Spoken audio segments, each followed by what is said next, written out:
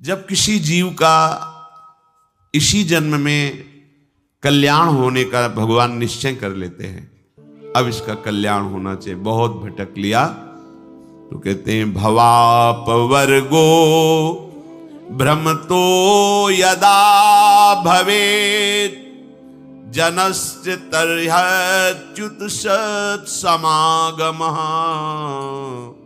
सत्संगमो यर्हि तदैव सद्गतौ परावरे से त्वयि जायते मतिः। ये भगवत कृपा का स्वरूप है कि हमारा अंतिम जन्म है। क्या? भगवत कृपा से, भारी सुकृतों की कृपा से जब हमारा आखिरी जन्म होता है, ये निश्चित हो जाता है कि अब इसका इस जन्म में कल्याण होगा, तो उसे साधु संग की प्राप्ति होती है। भवापवर्गो भ्रमतो यदा भवेत् जनस्य तर्ह्यच्युत सत्समागमः। भगवान ने जब देखा संसार चक्र में पिसते पिसते अब तो इसका कल्याण करना चाहिए, अब इसका अंतिम जन्म होना चाहिए, तो भगवान कृपा करके संत समागम दे देंगे।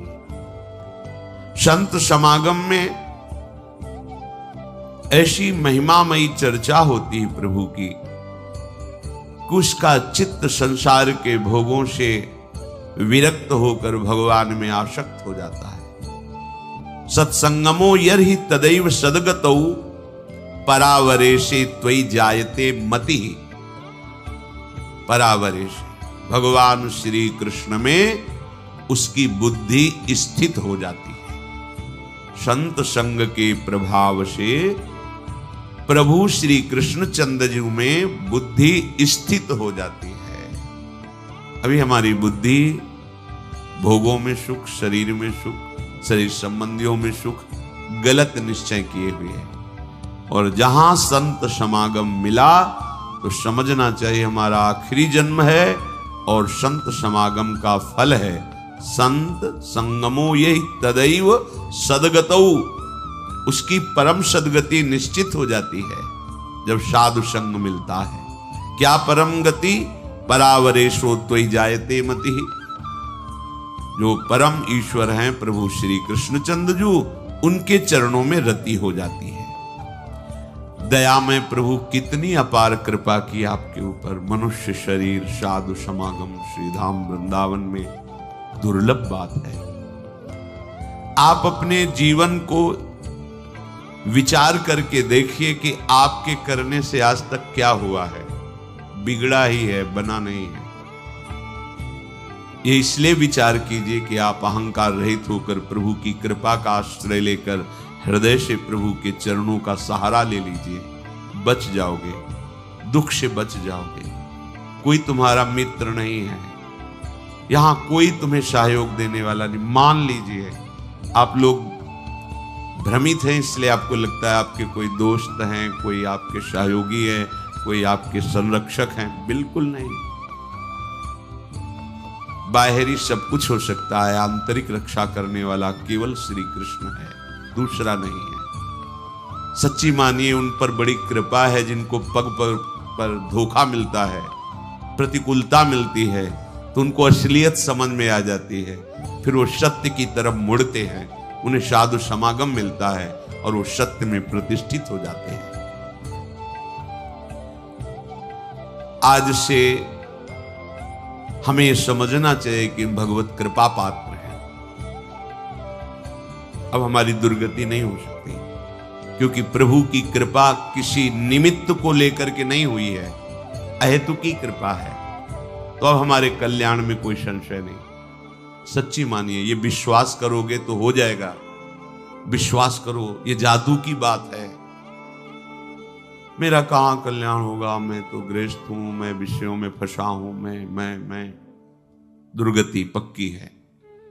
नहीं, कुछ भी हो, मेरे में सामर्थ्य तो नहीं, मैं तो अधम हूं, नीच हूं, पर मेरे प्रभु बड़े कृपालु हैं। मेरा निश्चित इस जन्म में कल्याण हो जाएगा, पक्का हो जाएगा।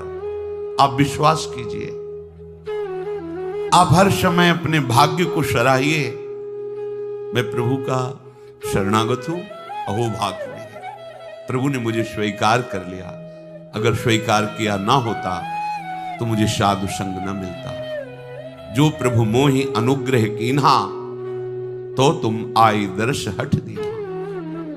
देखो, प्रभु ने मेरे पर कृपा की ना, तो हे महाभागवत हनुमान जी, आप अपनी तरफ से आकर मुझे दर्शन दिए ना, सौभाग्य न मिलता। हम लोग जैसे भी हैं, अपने प्रियालाल के हैं, झूठी से ही सही तुम मान लो तो ये झूठी बात नहीं होगी, सच्ची है, क्योंकि है हम। संसार में तुम सत्य मान रहे हो पर सब झूठा है झूठा। तुम चाहे जितना सत्य मानो, ये मेरा कोई तेरा नहीं। दुनिया में लाखों का मेला जुड़ा, हंसा जब जब उड़ा। तो इस बात को पकड़ो ना यार, कोई साथी नहीं, कोई साथ नहीं, एक साथी है, केवल श्री हरि नाम, केवल राधा नाम। क्योंकि राधा नाम, हरि नाम ही हरि को प्रकाशित करता है। इसलिए हमारा तो हरि प्रिया से भी प्रिय इनका नाम है। इनसे भी ज्यादा महत्व इनके नाम में हमें देना है, क्योंकि नाम से ही इनका परिचय, नाम से ही हमारा संबंध दृढ़ होता है। झूठी भी हम मान लें कि हम प्रियालाल के हैं तो झूठा नहीं होगा, वो सत्य, क्योंकि हम हैं उनके।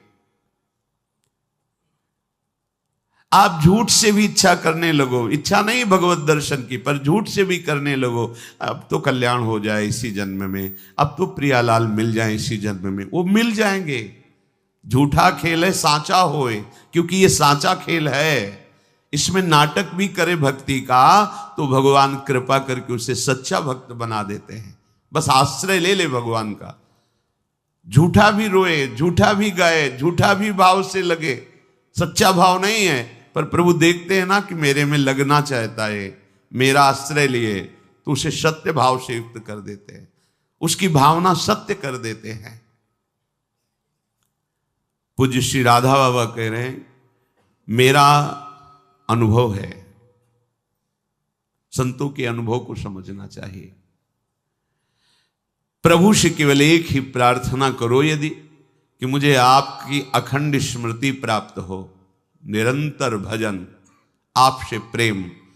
तो प्रभु इस याचनाओं को कभी नहीं ठुकराते। आप एक प्रार्थना करें, मेरा भजन बन जाए प्रभु, निरंतर आपका भजन बने, आपकी स्मृति में मगन रहूं, आपके चरणों में प्रेम हो जाए। तो इस बात की पूर्ति प्रभु उसी समय प्रार्थना करते ही शुरू कर देते हैं। पर हम अज्ञानी इसलिए जान नहीं पाते। क्या? जब इस बात की पूर्ति में लगेंगे तो जहां जहां हमारी स्मृति, जहां जहां हमारा संबंध है, जहां जहां हमारा राग है, वो मिटाना शुरू करते हैं। तो फिर प्रश्न आ जाते हैं कि जब से भजन शुरू किया तब से विपत्तियां आ गई, लोग हमारे को प्रेम नहीं करते, वो नफरत की दृष्टि से देखते हैं, अमुक अमुक अमुक। ये वही तो हो रहा है जो आपने मांगा है। प्रभु से प्रेम करने के लिए हमें सर्वात्म वृत्ति चाहिए, और हमारी वृत्तियां फैली हैं तो हमारे राग का वो नाश करके उन वृत्तियों को अपने में लगा रहे हैं, और वो भजन छोड़ देता है, वो सतमार्ग छोड़ देता है। कि जब से शुरू किया तब से घाटा, लोगों का अपमान, परिवार में कोई प्यार नहीं करता, और एक दो अगर पधार गए तो फिर तो और पुष्ट हो गया कि बड़ा अनिष्ट मार्ग है, भगवत मार्ग नहीं चलना। देखो, जब भगवान से तुम प्रेम मांगोगे तो प्रेम तभी होता है जब अनन्यता आती है। तो आप अनन्य बन नहीं पा रहे, तो आपको अनन्य बनाएंगे। वो अन्य का अपहरण करके ही तो अनन्य बना जाता है। और जब अन्य का अपहरण होने लगा तो आप चिल्लाने लगे, ये क्या, ये क्या? तो मांगा क्या था? हे प्रभु, निरंतर भजन हो, आपसे प्रेम हो, वही तो कर रहे हैं। नहीं, ये नहीं चाहिए तो फिर मांगो संसार के भोग सामग्री, फिर ये बात नहीं आएगी, ये बात नहीं आएगी। संसार के भोग जन्म जन्मांतरों में कभी फिर कृपा होगी, तब यही होगी, तब यही कृपा होगी। कोई तुम्हें पूछने वाला नहीं रहेगा। भक्ति के मार्ग में जब चला जाता है तो भगवान सहयोग करके